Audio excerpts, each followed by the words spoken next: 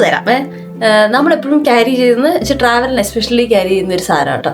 അതെന്താണെന്ന് വെച്ച് കഴിഞ്ഞാൽ ഇതാണ് ഈ ബോട്ടിൽ. ഇതൊരു ബോട്ടിലാണ്. ഇത് ഞാൻ മേടിച്ച എൻ്റെ ഡിസ്കവർ ചെയ്യുന്നുണ്ട്. അശ്വിൻ എവിടുന്ന് മേടിച്ച അലി എക്സ്പ്രസ് നിന്ന് മേടിച്ചിട്ട് ചെറിയ കാശിന് മേടിച്ചു. പക്ഷെ ഭയങ്കര യൂട്ടിലിറ്റി ഉള്ള കാര്യമാണ് അത്. ഇന്ത്യൻസിൽ നമുക്ക് അറിയാം, നമുക്ക് ടോയ്ലറ്റിൽ വെള്ളം വേണം. അപ്പം മിക്ക വെസ്റ്റേൺ കൺട്രീസിലുള്ള ടോയ്ലറ്റ്സിനും ബിഡേ ഉണ്ടാവില്ല. ഈ സാധനം എന്ന് വെച്ചാൽ നമ്മളിവിടെ എപ്പോഴും ട്രാവലിന് നമ്മുടെ പെട്ടിക്കകത്ത് എപ്പോഴും ഇട്ട് വെച്ചിരിക്കും. പിന്നെ നമ്മുടെ വണ്ടിയിലും ഒരു സാധാരണ ഒരു ബോട്ടിൽ ഉണ്ടാവും. കാരണം Airbnb എവിടെയെങ്കിലും പോകുമ്പോൾ നമുക്ക് ആവശ്യം വരുമല്ലോ. അപ്പോൾ ഇത് നടക്കേണ്ട വിചാരിക്കാനൊന്നുമില്ല. അപ്പോൾ ഇത് ഒരു യൂസ്ഫുൾ ടിപ്പാണ്. ആർക്കെങ്കിലും ഇങ്ങനത്തെ സാധനങ്ങൾ മേടിക്കണമെങ്കിൽ മേടിച്ചിട്ട് ഇത്രയും ചെറിയ സാധനം നമ്മുടെ പെട്ടിക്കകത്ത് വെക്കാനായിട്ട് അധികം സ്ഥലമൊന്നും വേണ്ട. ഇതൊരു കൊളാപ്സിബിൾ ബോട്ടിലാണ്. സിലിക്കൺ അല്ലേ ഇത്? ഇത് സിലിക്കൺ കേട്ടോ മെറ്റീരിയൽ. അപ്പോൾ ഇത് തുറന്ന് നമുക്ക് ഇത്രയും വലിപ്പമുള്ളത് അപ്പോൾ നമ്മുടെ കാര്യങ്ങൾ ആവശ്യത്തിന് യൂസ് ചെയ്യാം. അത് കഴിഞ്ഞിട്ട് നമുക്കിത് കൊളാപ്സ് ചെയ്ത് നമ്മുടെ പെട്ടിക്കകത്ത് വെക്കാം. ട്രാവൽ ചെയ്യുന്ന പെട്ടിക്കകത്ത് വെക്കുന്നത് നല്ലതല്ലേ?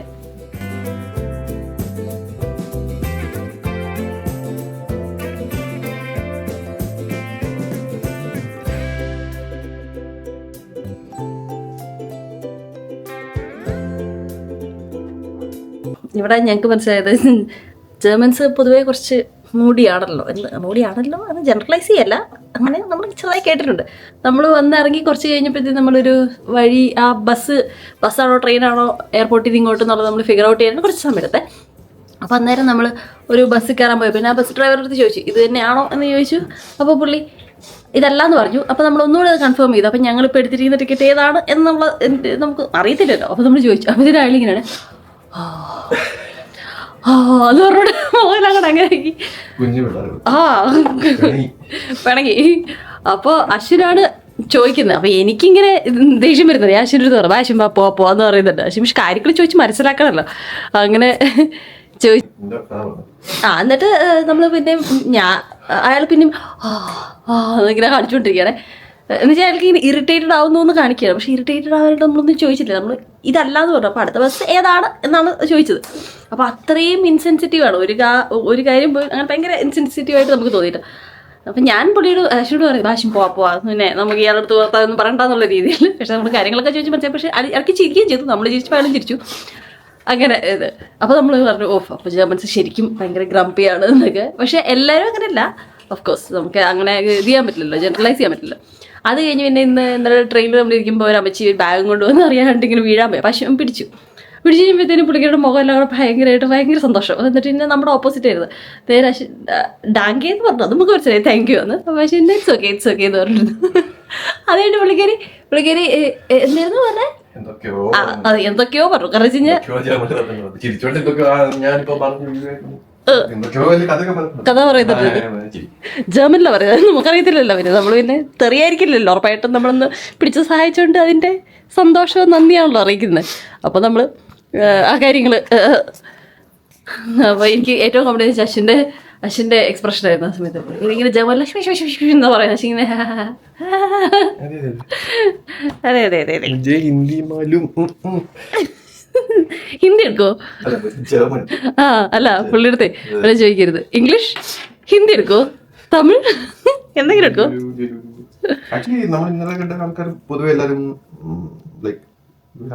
നല്ല ആൾക്കാരായിരുന്നു. മറ്റേ ഈ ടൂർ ഗൈഡിന്റെ കാര്യം നമ്മൾ പെണ്ണ് നോക്കിയപ്പോൾ നമുക്ക് മനസ്സിലായത് നമ്മൾ ചോദിച്ച കാര്യം ഭയങ്കര ഓബ്വിയസ് ആണ്. ഇവിടുത്തെ ആൾക്കാർക്ക് അത് ഭയങ്കര ഓബ്വിയസ് ആണ്. ഒരു പ്രൈവറ്റ് ബസ്സായിരുന്നു. അതൊന്നും ഇപ്പൊ നമുക്ക് സിഡ്നിയില് ബസ്സസും എല്ലാം ഇതിനകത്ത് കാണിക്കുന്ന എല്ലാം ഇതാണ് ഗവൺമെന്റ് ഇതിൽ വരുന്ന ബസ്സേ ഉള്ളല്ലോ. അവിടെ പ്രൈവറ്റ് ബസ്സസ് കുറവാണ്. ഇതിനകത്ത് പക്ഷേ പ്രൈവറ്റ് ബസ്സസും കാണിക്കും, ലുഫ്താൻസയുടെ ബസ്സും കാണിക്കും. അത് വേറെ ടിക്കറ്റാണ്. നമ്മളിപ്പോൾ ഓൾറെഡി ഒരു DB ടിക്കറ്റ് എന്ന് പറഞ്ഞിട്ടുണ്ട്. മറ്റേ ഡോയ്ച്ചെ ബൈൻ ടിക്കറ്റ് ഉണ്ട്. അപ്പൊ അത് ഒരു ഫുൾ ഡേ പാസ് പോലെയാണ്. അപ്പൊ അത് അതിനകത്ത് കവേർഡ് അല്ലെന്നാണ് പുള്ളി പറഞ്ഞത്. വെരി ഓബിയസ് ഇവിടുത്തെ ആൾക്കാർക്ക്. പക്ഷെ ആദ്യം വരുന്ന അതിനകത്ത് നമ്മുടെ മാപ്പിനകത്ത് LH ബസ് എഴുതിയിട്ടുള്ള. അപ്പൊ LH ബസ് ലുഫ്താൻസ ബസ്സാണെന്ന് നമ്മൾ കണക്ട് ചെയ്തിട്ടില്ല. ഒബ്വിയസ്ലി കാരണം അവിടെ കുറെ ശരിയാണ്, അത് എയർപോർട്ടിന്റെ അടുത്തുള്ള. പിന്നെ അതായിട്ട് മനസ്സിലായി നമുക്ക്. പക്ഷെ ആദ്യം നമ്മൾ കഴിയുമ്പോൾ LH ബസ് എന്നാണ് ഈ ഗൂഗിളിൽ കണ്ടത്. അപ്പൊ പിന്നെ നമ്മൾ ചോദിക്കും അതെന്ത് ബസ്? അത് പ്രൈവറ്റ് ബസ്, ലുഫ്താൻസയുടെ ബസ്. പിന്നെ പുള്ളി ഇറിറ്റേറ്റഡ് അല്ലായിരുന്നു. പുള്ളി ഇങ്ങനെ ചിരിച്ചോണ്ടാ പറഞ്ഞത്. പുള്ളി ഇങ്ങനെ പറഞ്ഞിട്ട് അയ്യോ എന്തും മണ്ടനാടോ.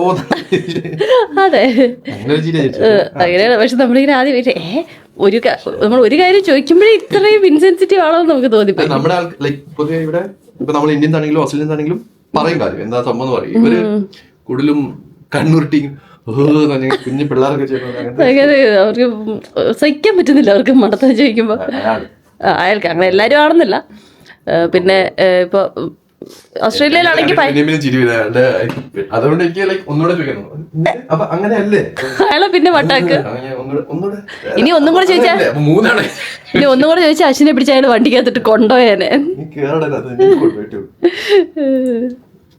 അപ്പം നമ്മൾ നിങ്ങളുടെ കാര്യങ്ങൾ അറിയില്ലല്ലോ. പിന്നെ നമ്മൾ ഒരു ഉച്ച വരെ ഉള്ളൂ മ്യൂണിക്കിൽ. അപ്പോൾ അതുകൊണ്ട് നമ്മൾ പെട്ടെന്ന് കാര്യങ്ങളൊക്കെ ക്യാപ്സ്യൂളായിട്ട് മനസ്സിലാക്കാനായിട്ട് ഒരു വാക്കിംഗ് ടൂർ എടുത്തിട്ടുണ്ട്.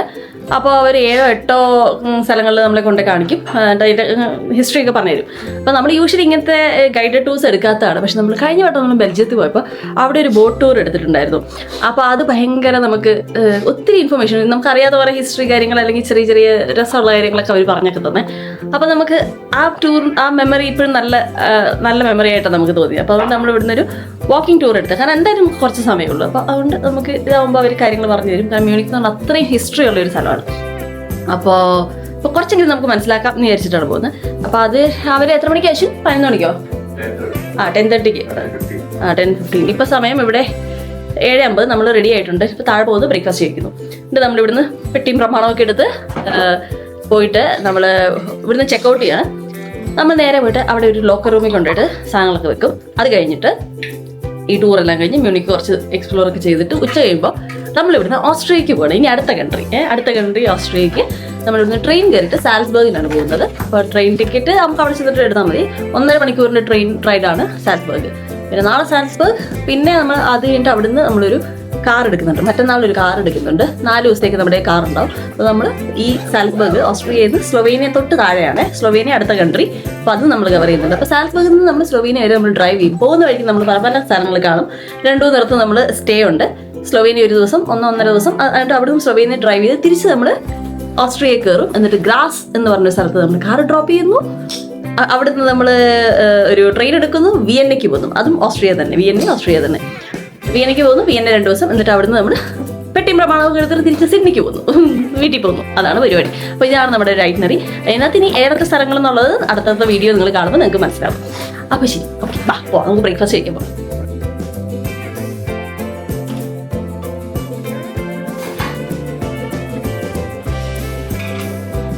അപ്പോൾ ബ്രേക്ക്ഫാസ്റ്റ് നമ്മളെടുത്തു. അത്യാവശ്യം നല്ല തിരക്കുണ്ടായിരുന്നു. ഇത്രയും സാധനങ്ങളൊക്കെ എടുത്തേക്കുന്നത് അത്യാവശ്യം നല്ല ഹെവി ബ്രേക്ക്ഫാസ്റ്റാണ് എടുത്തേക്കുന്നത്. എന്നിട്ട് കുറേ ബ്രെഡ് വെറൈറ്റി ഉണ്ട്, ചീസ്, പിന്നെ ഹാമല്ലല്ലോ സലാമി, പിന്നെ എഗ് എടുത്തു, പിന്നെ യോഗേർട്ട് എടുത്തു, ജ്യൂസ് ഉണ്ട്, അശ്വിൻ കാപ്പി എടുത്തു.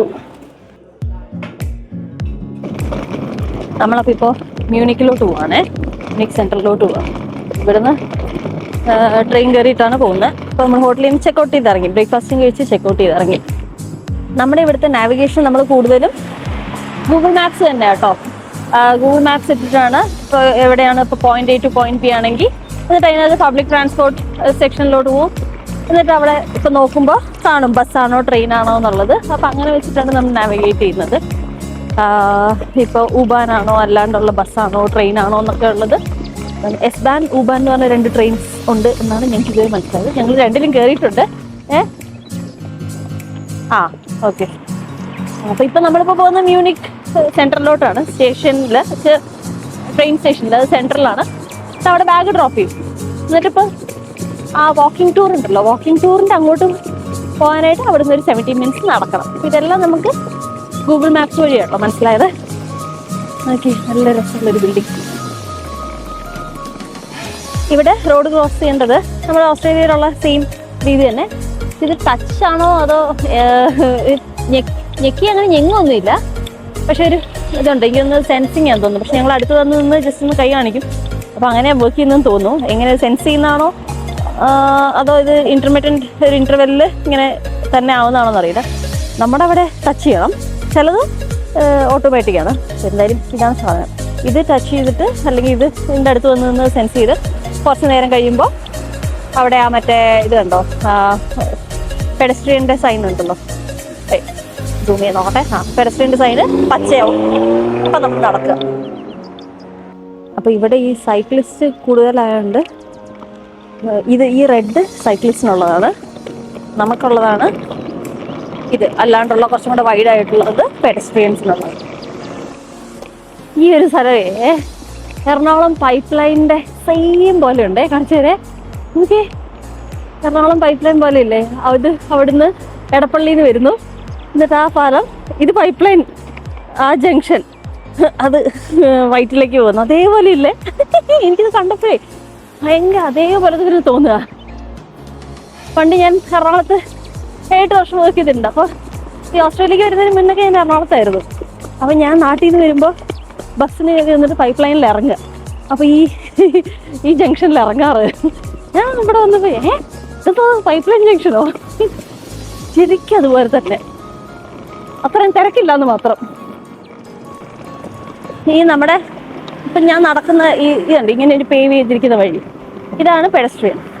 ഇപ്പുറത്തുള്ള ചെറിയൊരു ലൈൻ ഇല്ലേ, ഇത് അതാണ് സൈക്കിൾ ഓടിക്കുന്നവരുടെ, സൈക്ലിസ്റ്റുകളുടെ വേ. ഓക്കെ, ഇവിടുത്തെ ബിൽഡിംഗ് എല്ലാം ഒരു പ്രത്യേകത, ഇങ്ങനെ ബോക്സി ഇതാണ്. ഇപ്പോൾ നമ്മൾ കഴിഞ്ഞ വട്ടം പാരീസിലൊക്കെ പോയപ്പോൾ അവിടുത്തെ ബിൽഡിങ്സ് കുറച്ചും കൂടെ ഒരു ആർട്ടിസ്റ്റിക് ഇതാണ്. ഇതും ഭംഗിയുണ്ട്, ആർട്ടിസ്റ്റിക് തന്നെ, പക്ഷെ വേറൊരു ഡിഫറെൻറ്റ് സ്റ്റൈൽ. കൂടുതലിങ്ങനെ ബോക്സി ഇതാണ്. എന്നിട്ടിങ്ങനെ ജനലൊക്കെ കണ്ടില്ലേ, എല്ലാം ഇങ്ങനെ സ്ക്വയർ ബേസിക് സ്ക്വയർ, പക്ഷെ അതിലൊരു ഭംഗി. മിക്ക വീടുകളും അല്ലെങ്കിൽ വലിയ ബിൽഡിങ്സും ഒക്കെ ഏകദേശം ഇങ്ങനെയാണ്. നമ്മളിപ്പോൾ നടക്കുന്നത് ഒരു ബസ് പിടിക്കാനാണേ. ബസ് പിടിച്ച് പിന്നെ നമ്മൾ ട്രെയിൻ സ്റ്റേഷനിലെത്തി, അവിടെ നിന്ന് ട്രെയിൻ പിടിച്ചിട്ട് വേണം നമുക്ക് മ്യൂണിക് സെൻറ്ററിൽ എത്താനായിട്ട്. അത് ഇവിടുത്തെ ഒരു petrol pump, car wash area, ഇതൊക്കെ സെയിം എന്ന് വെച്ചാൽ അങ്ങനെ വലിയ വ്യത്യാസമൊന്നുമില്ല, എല്ലായിടത്തും കാണുന്ന പോലെ തന്നെ. അമ്മയ്ക്ക് ഇഷ്ടപ്പെട്ട സംഭവങ്ങൾ കണ്ടു. പൂക്കൾ, ഇത് ഭംഗിയാ നോക്കി. എനിക്കിടയ്ക്കൊന്ന് തെറ്റിപ്പോയി. ഞാൻ പറഞ്ഞില്ലേ നമ്മളിപ്പോൾ നടന്ന് ബസ് സ്റ്റോപ്പിൽ പോയിട്ട് പിന്നെ അവിടുന്ന് ബസ് പിടിച്ച് ട്രെയിനിൽ കയറി പോരാന്ന്. അല്ല, നമ്മളിപ്പോൾ നടക്കുന്നത് ഉബാൻ്റെ ട്രെയിൻ സ്റ്റേഷനിലോട്ടാണ്. എന്നിട്ട് അവിടുന്ന് ട്രെയിൻ പിടിച്ച് നമ്മൾ സെൻറ്ററിൽ. ഞാൻ വിചാരിക്കുന്നുണ്ടല്ലോ ഇതൊന്നും നടന്നിട്ട് എത്താത്ത ബസ് സ്റ്റോപ്പുകൾ കുറേ കടന്നുപോയി. ഇപ്പോൾ ഈ ബസ് സ്റ്റോപ്പിൽ നിന്നൊന്നും ഒന്നും കിട്ടില്ല എന്ന് വിചാരിച്ചു നമ്മൾ ട്രെയിൻ സ്റ്റേഷനിലോട്ട് നടക്കുന്നത്. എൻ്റെ ബ്രെയിൻ ഓഫ് ചെയ്ത് വെച്ചിരിക്കുക. അശ്വിനാണ് ഇന്ന് നാവിഗേറ്റർ. അപ്പോൾ അതുകൊണ്ട് ഞാൻ ജസ്റ്റ് അശ്വിനെ ഫോളോ ചെയ്യുക എന്നുള്ള പരിപാടി മാത്രമേ ഉള്ളൂ. BMW ഏതൊരു ഓഫീസ് ഇവിടെ ഈ ജർമ്മനി അല്ലേ. അപ്പോൾ ഈ കാറിൻ്റെ കൂടുതലും കാണുന്നത് BMW ഫോക്സ്വാഗനും ഒക്കെ തന്നെ കേട്ടോ കൂടുതലും കാണുന്നത്. അപ്പോൾ BMW എന്തോ ഒരു വലിയൊരു ഓഫീസോ ഹെഡ്ക്വാർട്ടേഴ്സോ എന്തോ ഉണ്ട് ഇവിടെ. അത് വേണമെങ്കിൽ വിസിറ്റ് ചെയ്യാം. നമ്മൾ പിന്നെ അതെടുക്കുന്നില്ല, അത് കാണാൻ പോകുന്നില്ല. പക്ഷേ മുക്കിനെ കാണുന്നുണ്ട് ഇങ്ങനത്തെ ഇത് ഷോറൂംസും അല്ലെങ്കിൽ അവരുടെ ഓഫീസസും ഒക്കെ. ഇവരുടെ ആണല്ലോ സാധനം.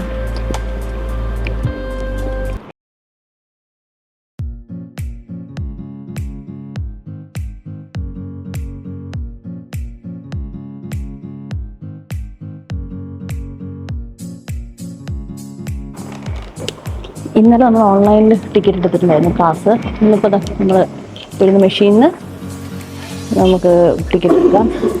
ലാംഗ്വേജ് മാറ്റി. പിന്നെ ഇതിൻ്റെ ഇന്നിപ്പോൾ നമുക്ക് മ്യൂണിക് സെൻറ്ററിലോട്ടും ട്രാവൽ ചെയ്യണം. അത് കഴിഞ്ഞിട്ട് നമുക്ക് സാൽസ്ബർഗിലോട്ടും ട്രാവൽ ചെയ്യണം. അപ്പോൾ അതുകൊണ്ട് അതിനും കൂടെ കൂട്ടിയുള്ള ടിക്കറ്റ് എടുക്കുന്നത്. ടിക്കറ്റ് ഇതെവിടെ നമ്മൾ കാർഡ് വഴി പേ ചെയ്തു. നമ്മൾ വൈസ് കാർഡാണ് കേട്ടോ എടുത്തിരിക്കുന്നത്. അപ്പോൾ അതാകുമ്പോൾ എല്ലായിടത്തും യൂസ് ചെയ്യാം. വൈസിലോട്ട് കാശിട്ടിട്ട് ഇതാണ് ടിക്കറ്റ്.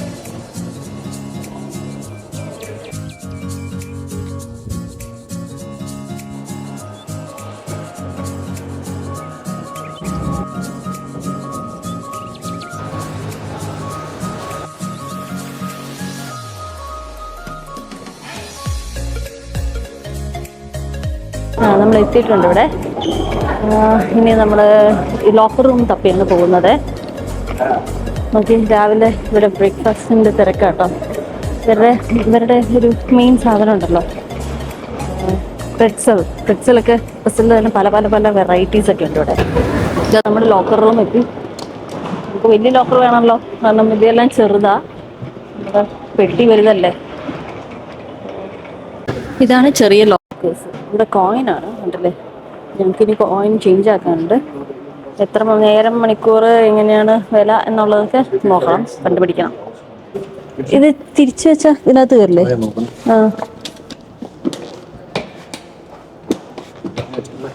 ആ കയറും കയറും.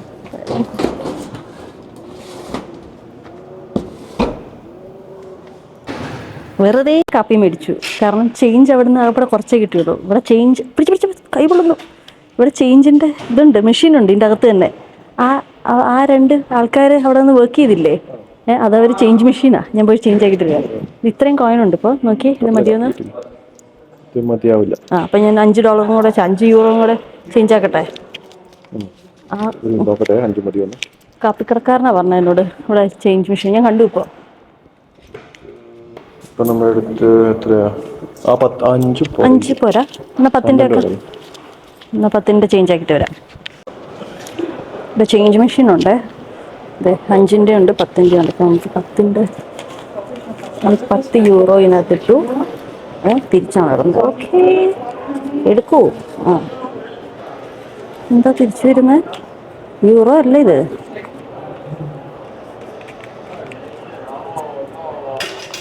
ആ അതെ, ചേഞ്ച്.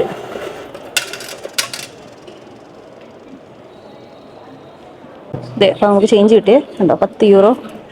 അതെ, €10 ചേഞ്ച് കിട്ടി. 2 ലോക്കർ എടുത്തിരുന്നു. ഒരു ലോക്കറിന് എത്രയാ? €6 for 72 hours.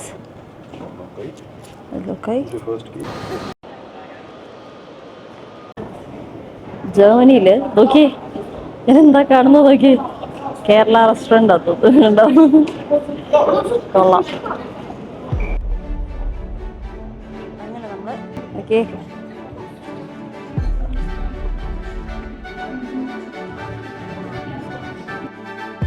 ഈ കോബിൾ സ്റ്റോണിട്ട വഴികളിലൂടെ നമ്മൾ നടന്നെടുക്കുന്നത് മ്യൂണിക്കിന്റെ ഓൾഡ് ടൗണിലേക്കാണ്.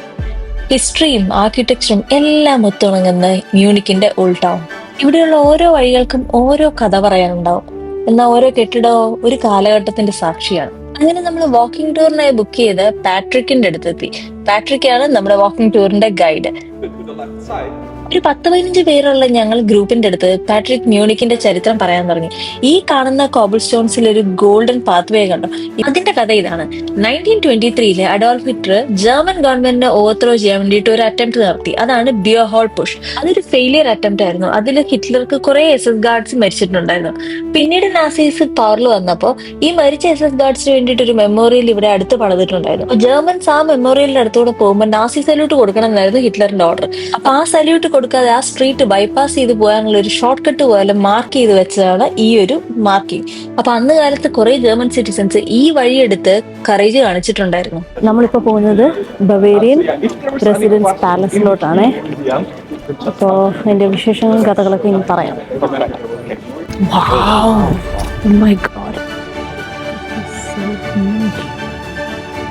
ഈ കാണുന്നത് മ്യൂണിക് റോയൽ ഫാമിലിയുടെ റെസിഡൻസ് ആയിരുന്നു കേട്ടോ. അപ്പൊ ഈ ഒരു കോർട്ട്യാർഡ് World War II സമയത്ത് അറ്റാക്കിൽ ഒത്തിരി നശിച്ചു പോയായിരുന്നു കേട്ടോ. അത് കഴിഞ്ഞ് പിന്നെ ഇവിടുത്തെ കിങ്സ് അത് റീസ്റ്റോർ ചെയ്തതാണ്. പക്ഷെ അത് കഴിഞ്ഞ് റീസ്റ്റോർ ചെയ്തത് ഫുൾ പെയിന്റിംഗ് ആയിട്ടായിരുന്നു. പിന്നെ പഴയ പോലെ അങ്ങനത്തെ ഫുൾ കൊത്തുപണികൾ ഉണ്ടായിരുന്നില്ല.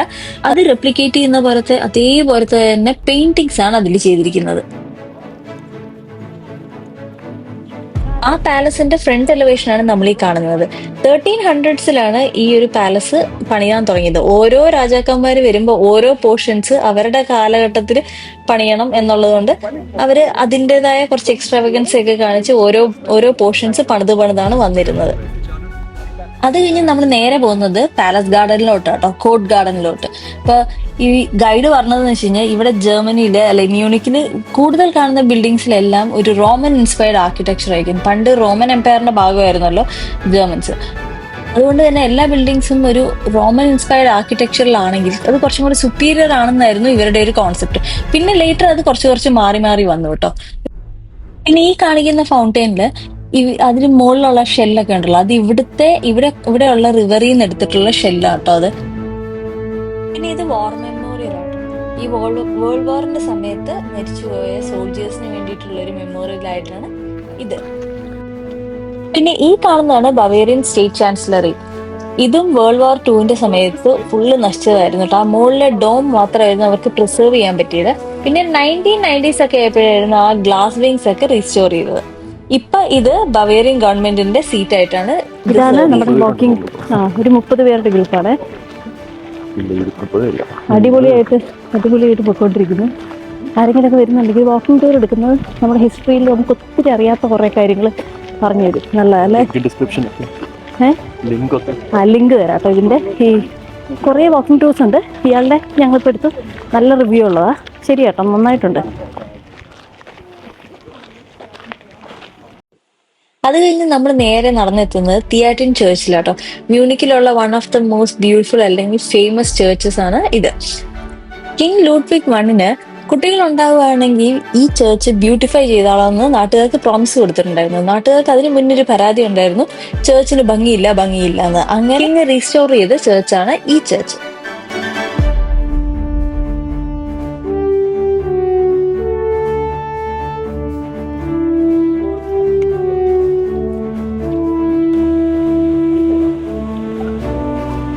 അങ്ങനെ നടന്ന് നമ്മുടെ ടൂർ ഗൈഡ് പാട്രിക് നമ്മളെ കൊണ്ടെത്തിക്കുന്നത് മ്യൂണിക്കിന്റെ കത്തീഡ്രലിലോട്ടാട്ടോ. ഈ കത്തീഡ്രലിന് ഒരു നല്ലൊരു ഫോക്ലോർ കഥയുണ്ട് കേട്ടോ. കഥ ഇങ്ങനെയാണ്. ഈ പള്ളി പണിയുന്ന സമയത്ത് ഇതിന്റെ ബിൽഡർ ഹെൽപ്പ് ചോദിച്ചത് ഒരു ഡെവിളിനോടാണ്. ഈ പള്ളി പെട്ടെന്ന് പണിത് തരാനായിട്ട് ഡെവിളിനോട് ഹെൽപ്പ് ചോദിച്ചു. അപ്പൊ ഡെവിളിന് ഒരൊറ്റ കണ്ടീഷനേ ഉണ്ടായിരുന്നുള്ളൂ, ഇത് പള്ളി പണിയുമ്പോൾ ഒരു ജനലുകളും ഉണ്ടാവാൻ പാടില്ല എന്ന്. ഇനി ഏതെങ്കിലും ജനലുകൾ ഉണ്ടെങ്കിൽ ഈ പള്ളിയിൽ കയറുന്ന ആദ്യത്തെ സോള് ഡെവിൾ എടുക്കുമെന്നായിരുന്നു. പക്ഷേ ബുദ്ധിമാനായ ബിൽഡർ എന്ത് ചെയ്യുന്ന വെച്ച് കഴിഞ്ഞാൽ ഇതിന്റെ കോളംസ് കണ്ടില്ലേ, പില്ലേഴ്സ്, ആ പില്ലേഴ്സിന്റെ പുറകില് നല്ല ടാക്ടിക്കലി വിൻഡോസ് ഒളിപ്പിച്ചു വെച്ചു. അപ്പൊ ഇവിടുന്ന് നോക്കുമ്പോൾ വിൻഡോസ് ഒട്ടും കാണത്തില്ല. അങ്ങനെ ഡെവിള് പള്ളി പണിത് കഴിഞ്ഞ് കഴിഞ്ഞിട്ട് അത് കാണാൻ വേണ്ടി വന്നപ്പോഴത്തേനും വിൻഡോസ് ഒന്നും കാണുന്നില്ല. അപ്പൊ ഡെവിള് വിചാരിച്ചു, ഞാൻ പറഞ്ഞ പോലെ തന്നെ ഇവിടെ വിൻഡോസ് ഒന്നും ഇല്ല, ഞാൻ ജയിച്ചെന്ന് വിചാരിച്ച് സന്തോഷത്തില് കാല് നന്നായിട്ടൊന്ന് സ്റ്റോം ചെയ്തു. ആ സ്റ്റോം ചെയ്തതിന്റെ ഫുട് പ്രിന്റ് ആണ് ഇപ്പോഴും ആ പള്ളിയിലുള്ളത്. അത് കഴിഞ്ഞ് ഡെവിള് ഒരു സ്റ്റെപ്പ് മുന്നോട്ട് കാലെടുത്ത് വെച്ച് നോക്കിയപ്പോഴാണ് ഇവിടെ മൊത്തം വിൻഡോസ് ആണെന്ന് മനസ്സിലായത്. അപ്പൊ ഭയങ്കര ദേഷ്യത്തില് ഡെവിൾ ആ പള്ളി വിട്ടിറങ്ങി. ഇപ്പോഴും ആ നാട്ടുകാർ വിചാരിക്കുന്നത് ഡെവിൾ ഇപ്പോഴും മ്യൂണിക്കിൽ തന്നെ ഉണ്ട്, കാറ്റിന്റെ രൂപത്തിൽ മ്യൂണിക്കിന് ചുറ്റും ഉണ്ടെന്നാണ് വിചാരിക്കുന്നത്.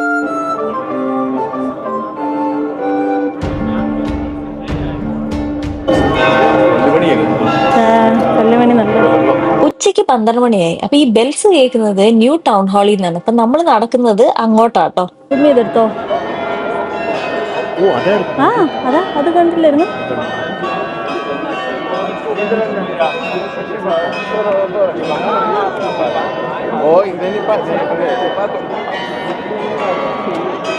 ഈ ക്ലോക്ക് എന്ന് പറയുന്നത് വേൾഡിലെ തന്നെ one of the famous mechanical clock ആട്ടോ.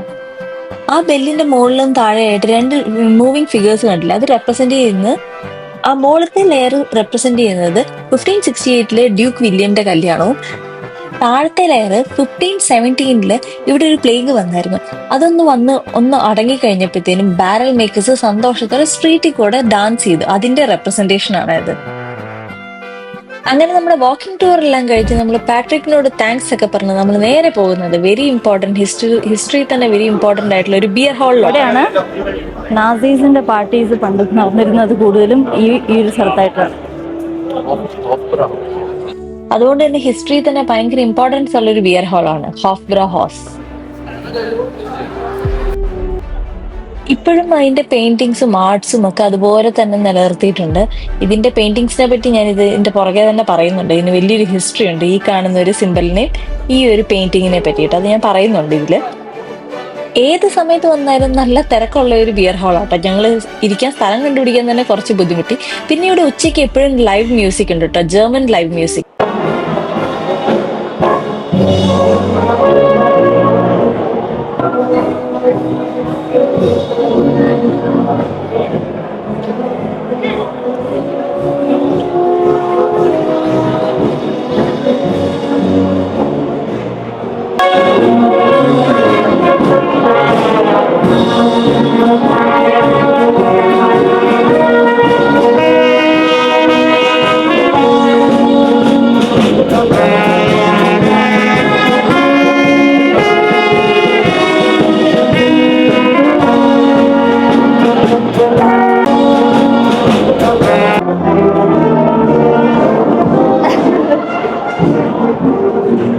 എന്ന് കേൾക്കുന്നവരുടെ അറിയില്ല. ഇപ്പം നമ്മൾ വന്നിരിക്കുന്നത് ഹോഫ് ഹൗസ് മൺഷനിലാണ്. മ്യൂണിക്കിലെ ഹോഫ് ഹൗസ് എന്ന് പറഞ്ഞ ബിയർ ഹാളിലാണ്. അപ്പം നമ്മളിപ്പോൾ വന്നിരിക്കുന്നത് ഹോഫ്ര ഹൗസ് മൺഷനിലാണ്. മൺഷൻ എന്ന് പറഞ്ഞു കഴിഞ്ഞാൽ മ്യൂണിക്. അപ്പോൾ ഇതാണ് ഹോഫ്ര ഹൗസ്. ഇത് ഇവിടുത്തെ ഒരു ഫേമസ് ഹിസ്റ്റോറിക് ഒരു ബിയർ ഹാളാണ്. ഇത് 1589 റോയൽ ഫാമിലി തുടങ്ങിയതായിരുന്നു. പിന്നെ അത് കഴിഞ്ഞ് ഒരു 1800s ആയപ്പോഴത്തേനും ഇത് പബ്ലിക്കിന് ഓപ്പൺ ആക്കി. പിന്നെ ഇതിന് വേറെ ഒരു ഭയങ്കര ഇമ്പോർട്ടൻസ് വെച്ച് കഴിഞ്ഞാൽ 1920 ഒക്കെ ആയപ്പോഴത്തേനും നാസീസിന്റെ ഒരു മെയിൻ സ്ഥലമായി മാറി. അവരുടെ ഡിസ്കഷനും അവരുടെ പാർട്ടീസും ഒക്കെ ഇവിടെ തന്നെ ആയിരുന്നു നടത്തിക്കൊണ്ടിരുന്നത്. ഹിറ്റ്ലറിന്റെ ആ ഒരു പാർട്ടിയില്ലേ, NSDAP അല്ലേ, NSDAP എന്നുള്ള പാർട്ടി ഇവിടെയാണ് അവർ ഫോം ചെയ്തത്. പുള്ളിനെ ഇവിടെ നിന്നാണ് എലക്ട് ചെയ്തത്. അപ്പോൾ ഇതൊരു ഇൻഫേമസ് ഇവന്റ് നടന്നതിന്റെ ഇതും കൂടെ ഒരു വലിയൊരു ഹിസ്റ്റോറിക് പ്ലേസും കൂടെയാണ്. അവരുടെ ഡിസ്കഷൻസും അവരുടെ പ്രൊപ്പഗാൻഡ ജനറേഷനും ഒക്കെ ഇവിടുന്നായിരുന്നു. 1930s ഒക്കെ ആയപ്പോഴത്തേനും പല വേൾഡ് ലീഡേഴ്സിനെ അറ്റാക്ക് ചെയ്യാനുള്ള പ്രൊപ്പഗാൻഡയൊക്കെ അവർ ഇവിടെ ഇരുന്നിട്ടാണ് അവർ ഉണ്ടാക്കിക്കൊണ്ടിരുന്നത്. പിന്നെ അവർ നാസി സിമ്പിള്, ആ സ്വാസ്തിക് സിമ്പിൾ ഇതിന്റെ മുകളിലുണ്ട്.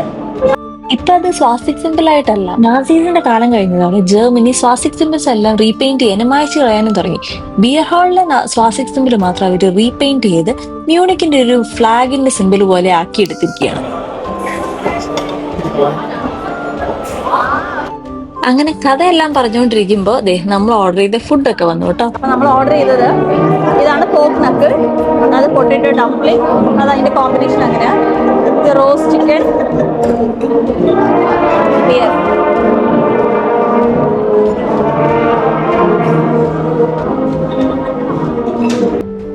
ഈ ബിയർ ഹാളിന്റെ വേറൊരു പ്രത്യേകത എന്ന് വെച്ച് കഴിഞ്ഞാൽ ഇവിടുത്തെ വെയിറ്റേഴ്സ് ഒക്കെ ഇപ്പോഴും നല്ല ട്രഡീഷണൽ ജർമ്മൻ ഡ്രസ് ഇട്ടിട്ടാട്ടോ സെർവ് ചെയ്യുന്നത്.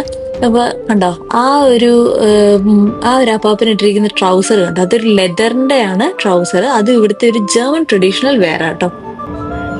അങ്ങനെ നമ്മൾ മ്യൂണിക് ഓൾഡ് ടൗൺ ഒക്കെ വിട്ട് നമ്മളൊരു ബസ് കയറി തിരിച്ച് നമ്മുടെ സെൻട്രൽ സ്റ്റേഷനിലോട്ട് പോവാണ്. നമ്മളപ്പോ മ്യൂണിക്കിന്റെ ടൂറെല്ലാം കഴിഞ്ഞ് തിരിച്ച് നമ്മുടെ ലോക്കറിന്റെ അങ്ങോട്ട് തന്നെ എത്തി. അപ്പോൾ അതെ ലോക്കറിൽ നിന്ന് സാധനം എടുക്കണം. പിന്നെ അടുത്ത നമ്മുടെ പരിപാടി എന്ന് വെച്ച് കഴിഞ്ഞാൽ നമ്മളിനി നേരെ ഓസ്ട്രിയക്ക് പോകണം, സാൽസ്ബർഗ്. അപ്പോൾ ഇവിടുന്ന് ട്രെയിൻ കയറിയിട്ടാണ് നമ്മൾ പോകുന്നത്. അപ്പോൾ ഇനി മിഷൻ ഓസ്ട്രിയ. അതാണ് നമ്മുടെ സാൽസ്ബർഗിന് പോകുന്ന ട്രെയിൻ. വീഡിയോയുടെ ലെങ്ത് കൂടുതലായിട്ട് ഈ വീഡിയോയുടെ നിർത്തുകയാണ്. അപ്പൊ അടുത്ത വീഡിയോയിൽ സാൽസ്ബർഗിന്റെ വിശേഷങ്ങളായിരിക്കും. അപ്പൊ നമുക്ക് അടുത്ത വീഡിയോ കാണാം. ബൈ.